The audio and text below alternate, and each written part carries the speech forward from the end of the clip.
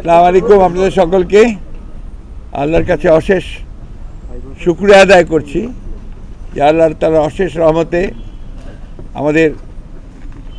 দেশের গণতন্ত্রের আপসীর নেত্রী, জনগণের সবচেয়ে আদরের নেত্রী, যিনি স্বাধীনতা, সার্বভৌমত্ব, গণতন্ত্রের প্রশ্নে আপসীন, তিনি তার চিকিৎসার জন্যে আগামী 7 তারিখে তিনি সম্ভবত রাতে তিনি লন্ডনের উদ্দেশ্যে যাত্রা করবেন তার চিকিৎসার জন্যে। সেই কারণেই আমরা জাতীয় স্থায়ী কমিটির সকল সদস্য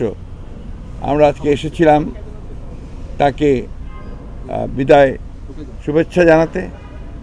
এবং সেই সঙ্গে আমরা তার সঙ্গে আলাপ করেছি এবং কথা বলেছি এবং পরম করুণাময় আল্লাহ তাআলার কাছে এই দোয়া চেয়েছি আমরা যে আল্লাহ তাআলা তাকে যেন সম্পূর্ণ সুস্থ করে আবার আমাদের মাঝে, দেশের মানুষের মাঝে ফিরে নিয়ে আসেন এবং আমাদের যে গণতন্ত্রের জন্য যে আমাদের সংগ্রাম চলছে সেই সংগ্রামে তিনি নেতৃত্ব দেন এবং সেই সংগ্রামকে সফল করেন। বাংলাদেশের মানুষেরও সেই প্রত্যাশাই আমরা আল্লাহ তাআলার কাছে এই দোয়া করছি